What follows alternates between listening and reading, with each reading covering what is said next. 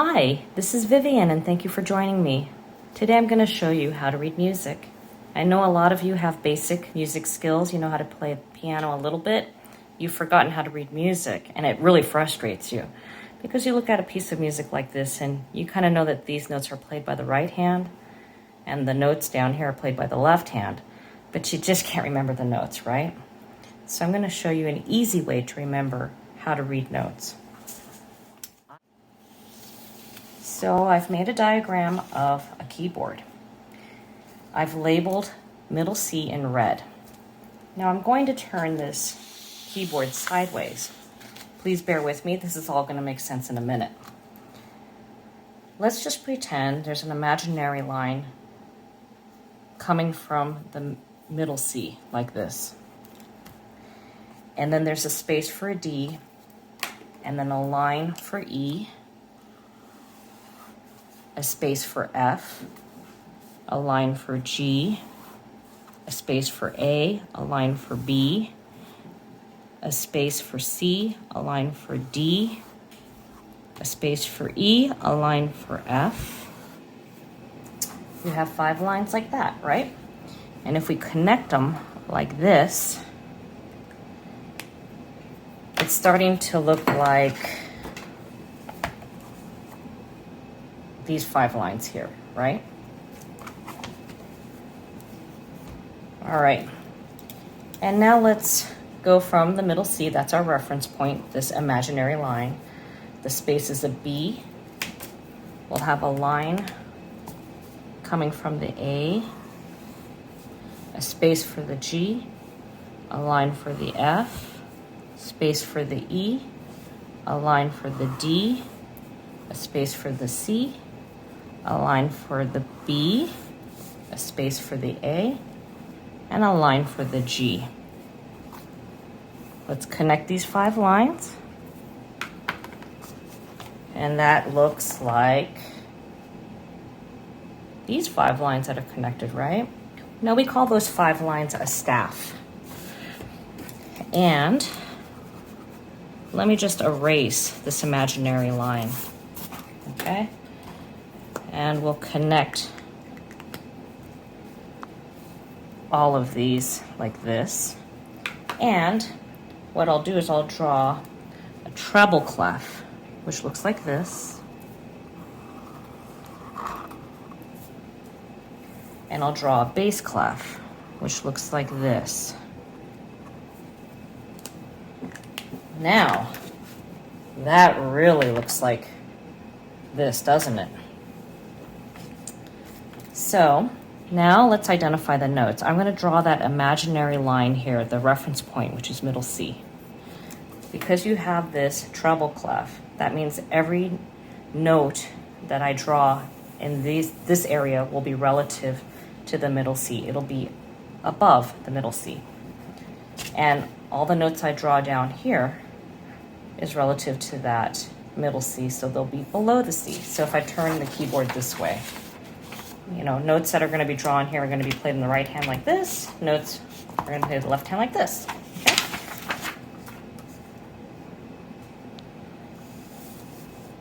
So this is how we identify the notes.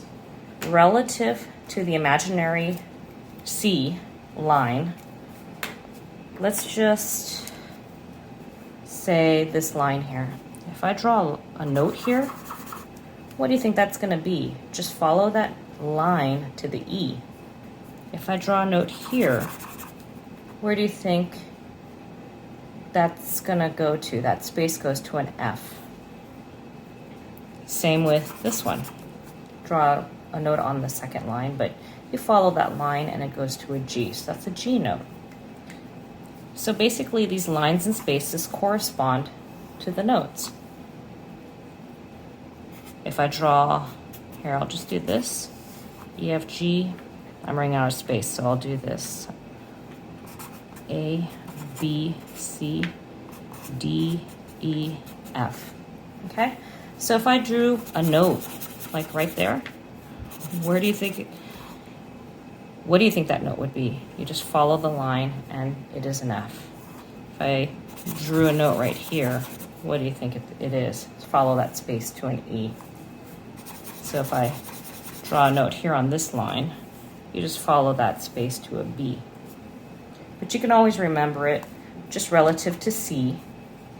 That space is a D, so the first line is an E, then an F, G, A, B, C, D, E, F. Okay, if I want to draw a G note, how do I do that? You just basically draw it above the line and you follow that space, it's a G. Well, let's make it a little more complicated. What if I want to draw an A note? How do I do that? Well, you're going to draw a note. And just like that reference point with the middle C, which with that imaginary line, let's draw an imaginary line from the A. In fact, let's just keep going. A space, imaginary line on the C note up here. Okay. So we have an imaginary line here, and I want to draw an A note. At this point with this note, you just basically want to draw a line through it. You don't want to draw a line from like all the way across, making, you know, this staff 6 lines. You just want to draw a line through that note. And the musician's going to know relative to this line, which is an F, the space is a G, that's an A. And if I drew a B, it would look like this, a note, and you draw the line below it, because that note relative to the F, that would be a G. If the note was here, it's an A. We know this is an A. So if it's above that line, it's a B. And same here. If I want to draw a C, it gets even trickier. How do I do that? Now you have 2 imaginary lines, right? Basically, you're going to draw a line like this and like this. And the musician is going to know that that's a C. Okay? So let's move on down to the bass clef. Now we're using this imaginary line as middle C. In fact, let's just draw what a middle C would look like. First, let me just erase this imaginary line, because if I erase it, you're going to see that it looks quite nice. You have the 5 lines up here, a space, and the 5 lines down there. Just like this. And that makes it easier for a pianist to read the music, differentiate the notes. So we're going to draw a middle C. How do we do that? So, like I said, there's an imaginary line going across the page, right? And you would draw a note like this. And you wouldn't draw this line all the way across the page. You're just going to draw a line through the note. A musician's going to know that that's middle C. And we know that this line represents an A. So if I draw a note there, follow the line that's going through the note to the key, and it's an A. If I draw a note here in the space, just follow the space to the G. Let's make it tricky. Let's do a note here. You're going to follow the space to a C. And let's do a note here on this line, the bottom line, you follow the note to a G. So just like the treble clef, the bass clef, relative to the C, the space would be a B. So you know the first line is an A. Then a note in the space would be a G. F if it falls on the second line. E if it's a space. Then D, C, B, A, G. Again, what do we do now if we want to play notes below this G? Let's just draw an E. We'll put a note like that. And again, so we know this line is a G, a space would be F, and an E would have that imaginary line going through it, but you're not going to draw that line through the whole piece of paper. You're just going to draw it through the note like that. And that's an E. And let's just do a lower C. So I'll draw a note like this, and again, we have an imaginary line going through it. But now you have 2 imaginary lines, right? So you're going to draw a line like this and a line like that. And when a musician sees a note like that, they can identify that it's a C because they're basing it relative to this G line, the last line in the bass clef. They know the space is an F, then that's an E, the space is a D, then the next line would be a C. And that's how we identify it. To make it more look like a note, for the left hand, we would draw the stems going down like that. See, it's starting to look like music now, isn't it? This middle C, it's dependent on if you want the musician to play it with their right or left hand. Sometimes the stem is drawn down, sometimes it's drawn up. Sometimes it's just left like that.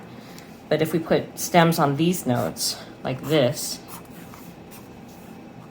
it starts looking like real music, doesn't it? So I just want to tell you, when you start getting into notes like this, it's really hard to read. I've been playing piano for 45 years, and I'm going to show you. This is my piece of music, and you can see how crazy the notes can get. And I just write it in with a pencil. I write all over my music, and it is absolutely okay to do that. Don't ever think that you should memorize anything. You don't have to. I just want you to enjoy playing music. So I want to go over the treble clef and the bass clef and how they came about, just for your knowledge. In the old days, when we used to write calligraphy, a G looked like this.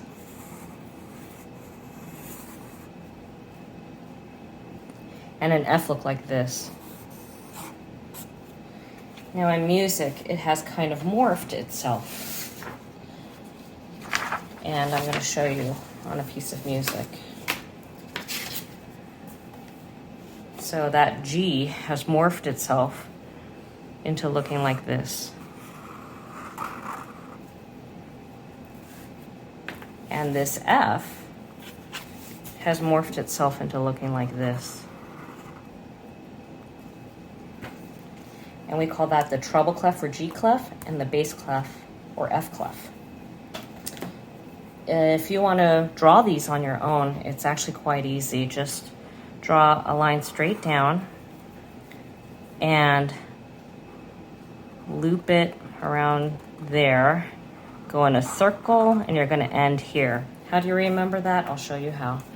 As you know, there's an imaginary line going through here like this, and that's middle C, right? So you know the space is a D. Any note that falls on that is an E, F, G, A, B, C, D, E, F. Okay, so if you want to draw this treble clef, just draw a line straight down and do a little curve like this, crosses here at the second line. And the important thing is that you make this circle and you end it right here on the G line. And that's why we call it a G clef or treble clef. For this bass clef, it's an F. So what we do, relative to that imaginary C line, the next note would be a B, then this would be an A, G, F, E, D, C, B, A, G. So we call this the F clef or bass clef. So you want to start that dot on the F line like this, and basically just make it like a semicircle or an ear. That's what I call it. And you would put the two dots here. I hope I've helped you to learn how to read music, and if you like this video, please hit the like button and subscribe to me. I'll see you guys soon. Bye.